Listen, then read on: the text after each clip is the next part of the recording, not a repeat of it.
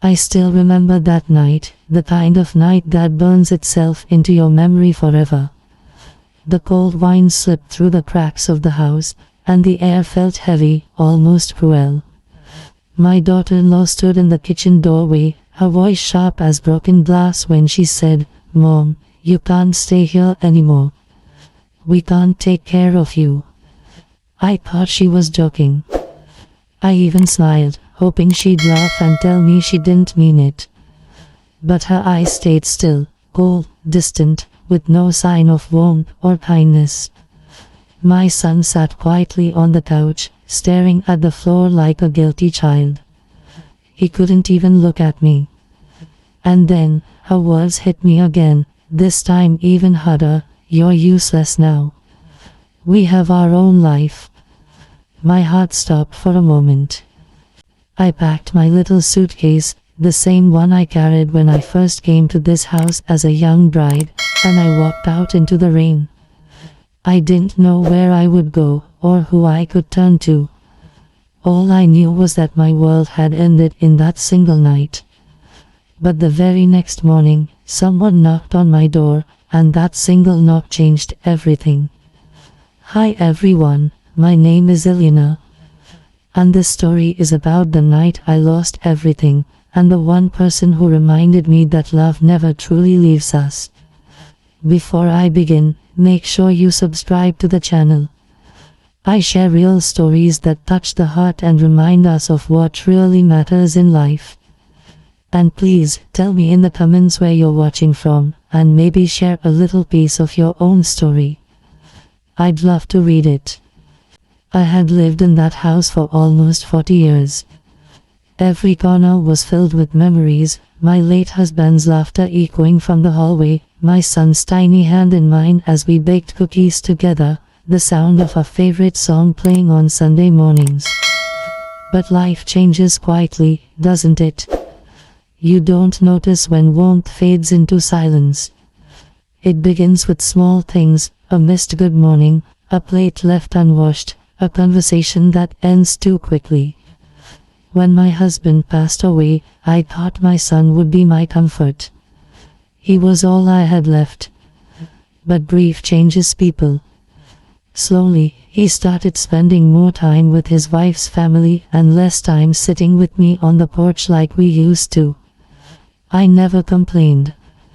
I stayed in my little room, kept busy with my knitting and my old photo albums.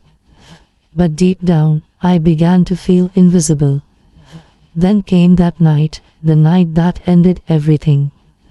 It was raining hard, thunder shaking the windows.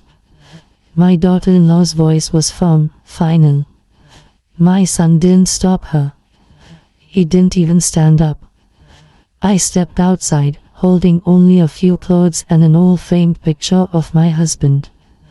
The rain soaked my sweater, and I walked aimlessly down the street, my heart breaking with every step. Every window I passed glowed with warmth, families laughing, sharing dinner, while I wandered alone under the cold street light. I remember whispering softly, "God, if you're still watching, please, just give me a sign that I'm not alone." Maybe he heard me. Because the next morning, I woke up to the sound of knocking. I had fallen asleep on the porch of an old bakery, one that had been closed for years. When I opened my eyes, I saw a young boy standing there, holding an umbrella. "Ma'am, are you okay?" he asked gently. He couldn't have been older than 10. Brown hair, nervous eyes, wearing a jacket that looked 2 sizes too big. I tried to smile and said, "I'm fine, sweetheart. Just resting a bit." But he didn't believe me. "My grandma says no one should be out in the rain alone," he said softly. "You can come inside our house. It's warm there." There was something in his voice that reminded me of my son when he was small, before the world hardened him. I hesitated, but the boy smiled, and that smile melted something inside me. "It's okay," he said. "My name's Oliver. My grandma makes the best hot chocolate." That name, Oliver, I'll never forget it. Because that boy, a complete stranger, became the light I didn't know I needed. When I walked into that little house with Oliver, I didn't realize my life was about to change forever. I thought I had lost my family that night, but I was about to discover what real family means. Because sometimes, the people who save you aren't the ones who share your blood, they're the ones who share your heart. When I stepped into Oliver's home that morning, I didn't expect kindness. I didn't expect anything at all. After everything that had happened, I had almost forgotten what kindness even looked like. But the moment I walked in, the warmth hit me, not just from the fire burning in the old brick fireplace, but from the feeling in the air. The smell of something baking filled the room, maybe cinnamon or apples. It reminded me of my younger days, of the mornings when life still felt simple.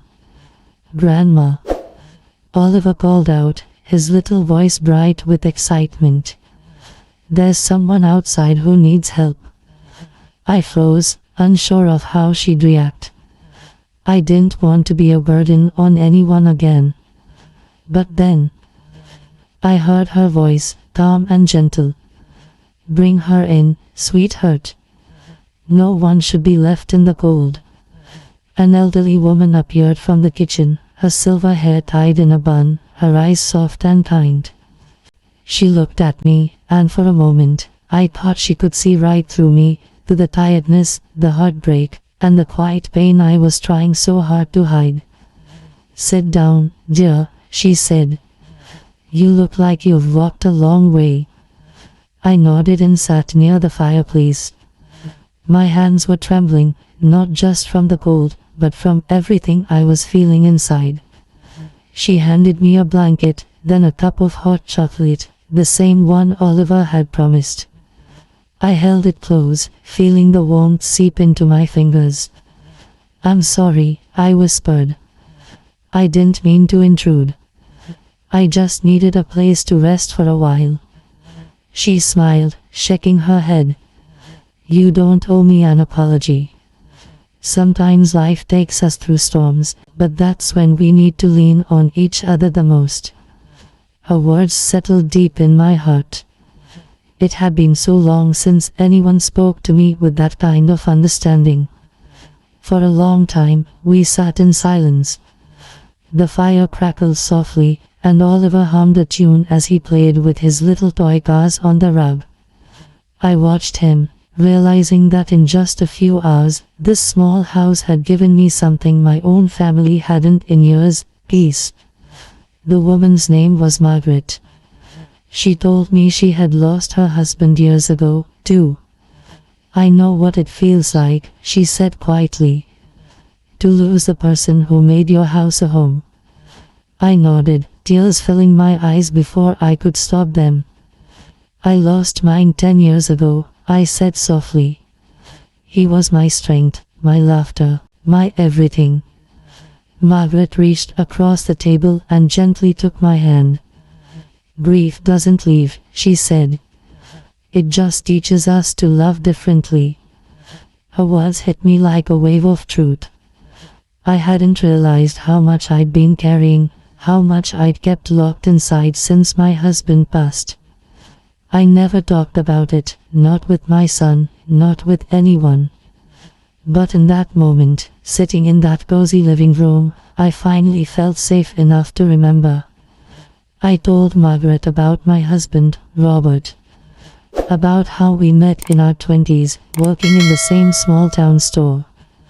How he used to bring me wildflowers every Friday, wrapped in newspaper. How we built our house together, board by board, dream by dream. And how one cold winter morning, he never woke up. His heart had simply stopped. And with it, so did mine. When I finished talking, Margaret just listened, nodding slowly. No pity, no judgment. Just quiet understanding. That's the thing about people who have been through pain, they don't try to fix you.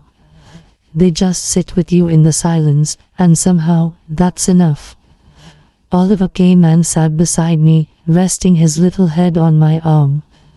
"You can stay here for a while if you want," he said innocently. I smiled through tears. "You're very kind, Oliver." He grinned. "Grandma says kindness doesn't cost anything." I stayed with them for the next few days.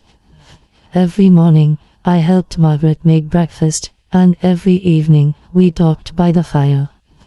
She taught me how to make her famous apple pie, and I showed her how to knit warm scarves for Oliver.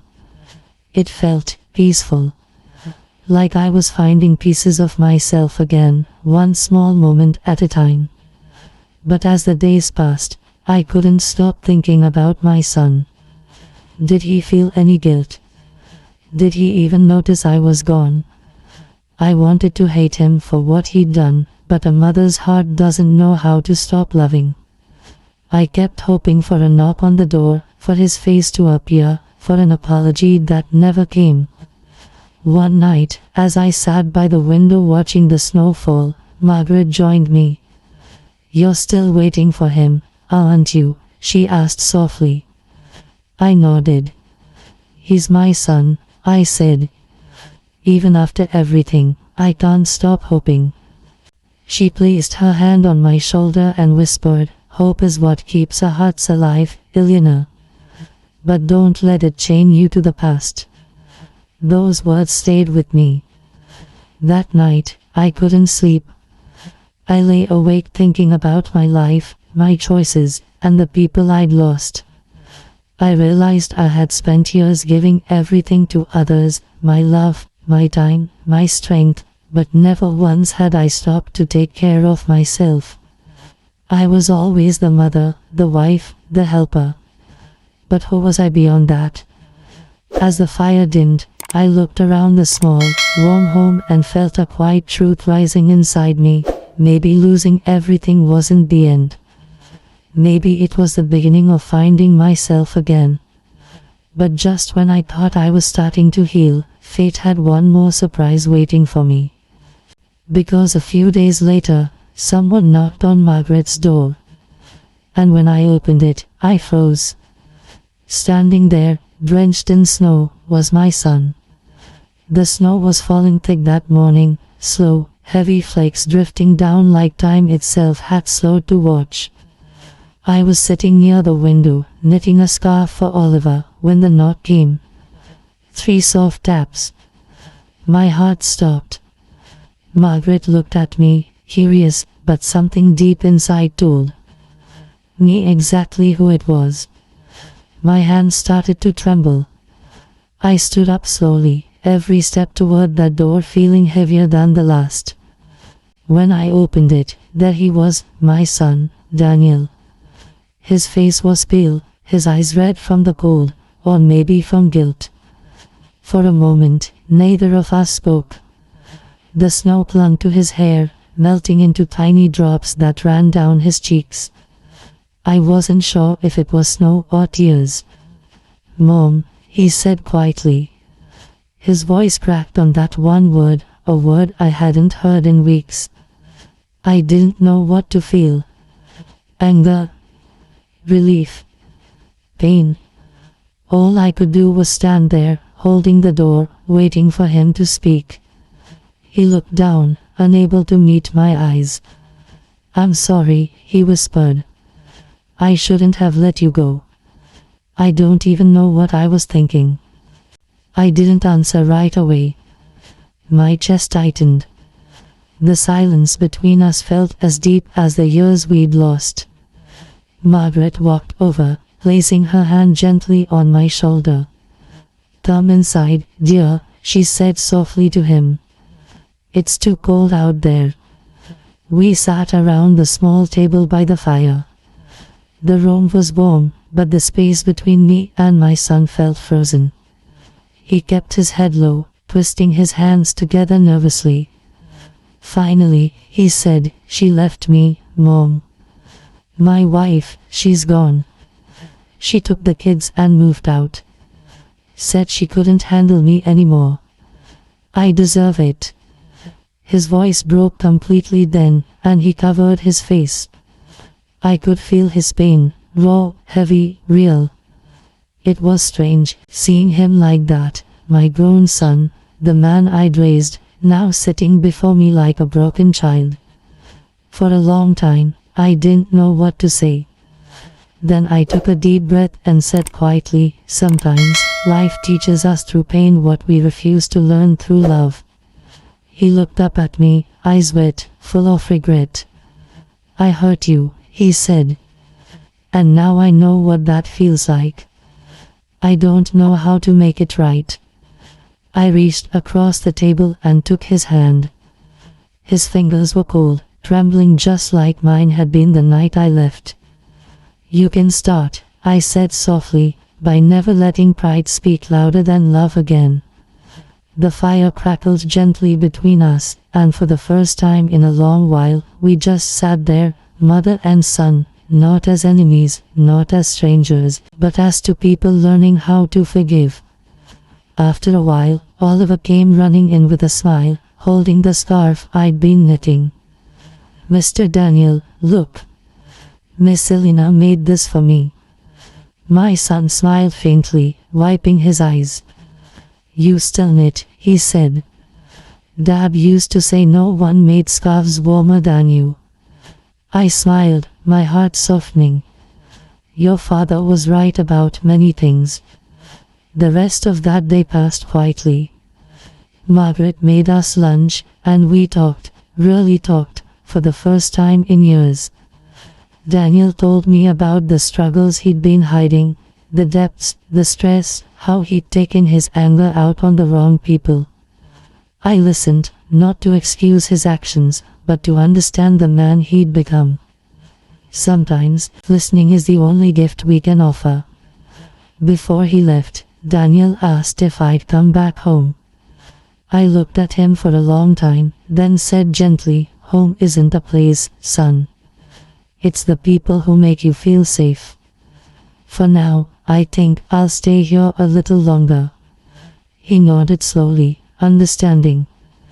There was no anger in his eyes anymore, only quiet respect. He hugged me, a real hug, the kind I hadn't felt in years. I'll come see you again soon, he promised. I swear, Mom.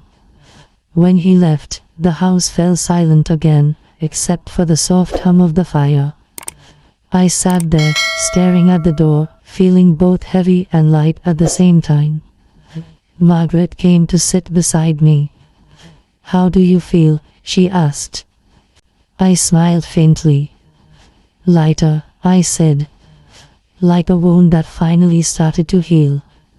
That night, as I lay in bed, I thought about everything. The pain, the loss, the betrayal, and the strange twist of fate that led me to this small home with two strangers who treated me like family.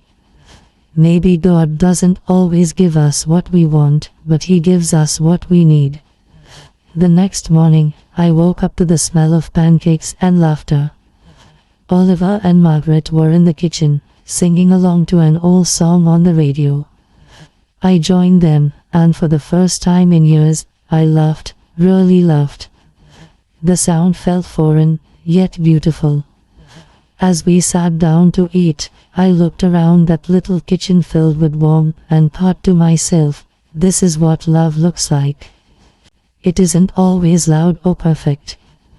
Sometimes it's quiet, unexpected, and found in the people you never thought you'd meet.